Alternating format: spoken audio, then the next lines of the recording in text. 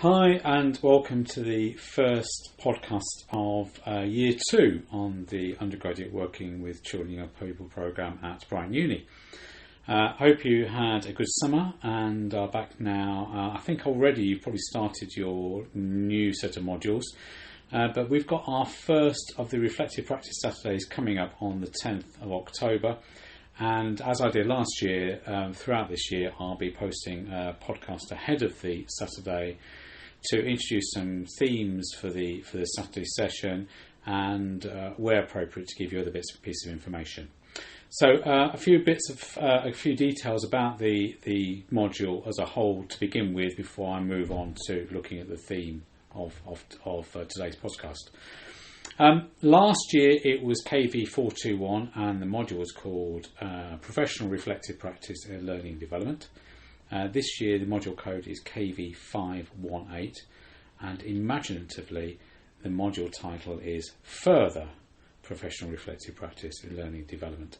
I wish we'd come up with some really witty other title to go with it, but last year's was Reflective Practice, this is Further Reflective Practice. And in a way, although I'm sort of apologising, I'm not really, because actually there is, if you like, no end to reflective practice. And what we're hoping to develop with you this year is developing further that process of how we work together to understand our own processes, but also, more importantly this year particularly, to support each other in that process.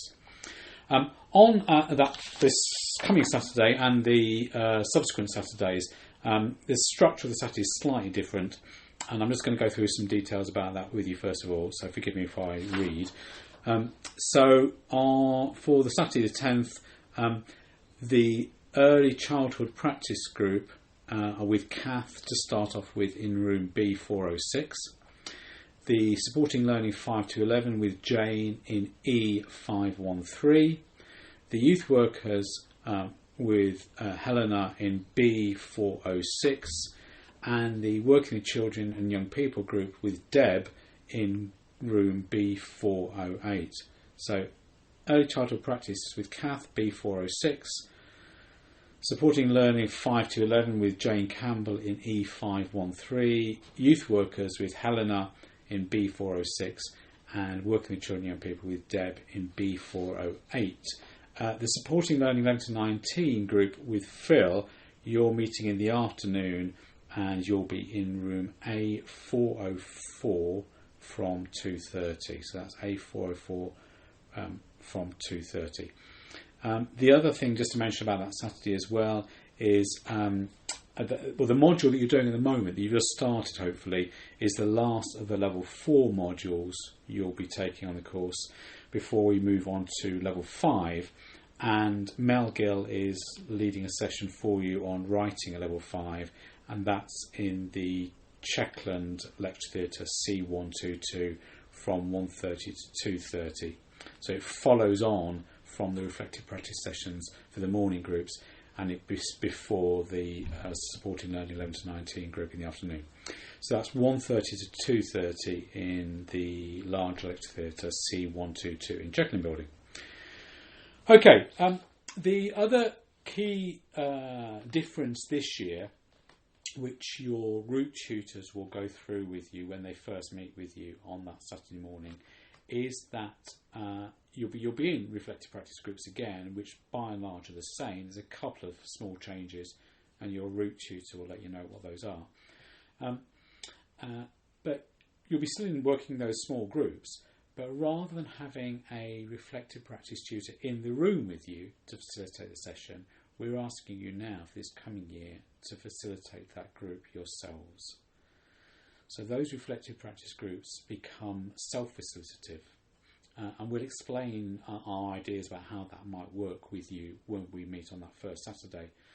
You will still have your reflective practice tutor, and they will still be coming out to meet with you for your learning contracts and so on, and they will also be looking at your recordings that you send round before the session, and then after the session receiving some feedback from you about how it went.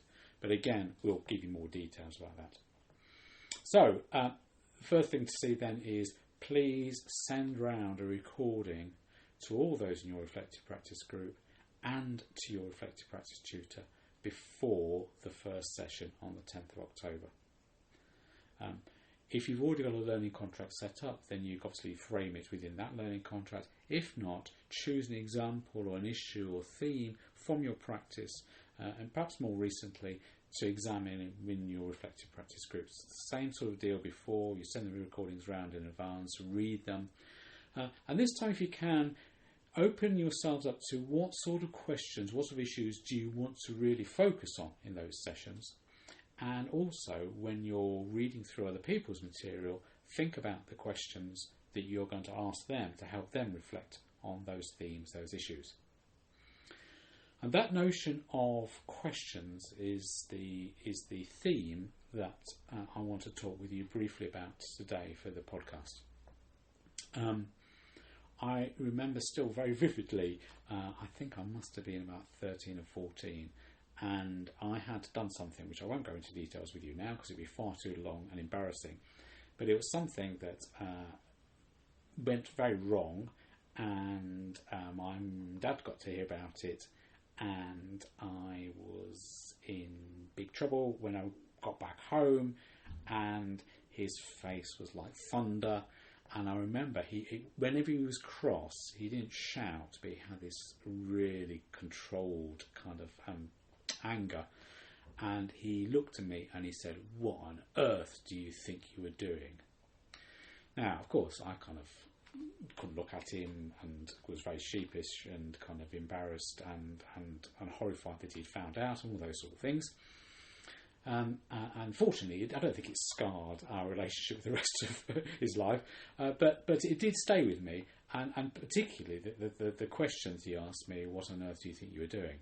Now, I'm not really sure when he asked me that whether he really wanted to know what I thought I was doing, or whether he was doing that as a way of kind of shocking me, or it was the only way that he could express some of his anger with me, or what.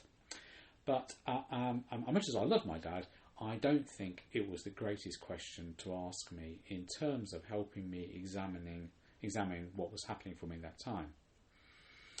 The reason why I'm kind of relating this story now is I think the art of questioning is at the heart of what most of us do as practitioners working with children and young people, and as tutors working with you. A question, and how we phrase the question, or how we offer the question, or how we enable the question to be posed and to sit with people, is, I think, one of the kind of the skills and the art of working in learning contexts. And it also it comes with time. I think it's one of those things where we learn how to ask questions, and we learn what questions work well for us. I think sometimes questions can be very, very open questions, which are the kind of more, just tell me about how that was. So sometimes we ask questions which are very, very wide and opening. And whilst other times we ask questions which are much more focused or specific. I think behind the notion of questions is the intent that the question has. So going back to my dad, I'm not sure what the intent was. I think his intent was to let me know how cross he was, and also to make me feel ashamed. And in that sense, he succeeded in both of those. But in terms of a question which opened up examination, which opened up potential for learning, I don't think my dad's question was particularly effective. So when we're thinking of the type of questions that work well for us, when we're thinking of the questions that we might ask each other in those reflective practice groups, we need to take into account our own position at that time and the position of the person that's being questioned, how we pose those questions, and the intent behind the question. Questions being tools for opening up and examining practice, examining perspectives, examining values. So my theme is then thinking about questions and practicing the type of questions we might ask. Sometimes, and I'm aware that I do this myself, is I will preface a question by saying, I'm not sure whether this is the right question. So sometimes we need to offer our questions gently. And most of all, I think we need to offer our questions with integrity. We need to, if you like, ensure that the place that we're coming from is not a position of wanting to prove someone wrong or wanting to make them feel bad. But the intention and the integrity behind our questions as professionals is about supporting and enabling other people's learning to take place. So, as you write your recordings and send them off to the other people in your reflective practice group and to your tutor, think about the questions that you would ask yourself, and as you read other people's recordings, think about the questions that you would ask others as well when you read through their material. I look forward to working with you over the coming year. And I look forward to doing these podcasts as well. Several people again have asked me about Hamish. Hamish is still around, the cat. I've got no idea where he is at the moment. It's 10:30 on a Tuesday morning. I suspect he's asleep somewhere because he spends an awful lot of his time doing that. But if Hamish does make an appearance, then we will weave him into the podcasts appropriately. Okay, I'll see you on the 10th of October.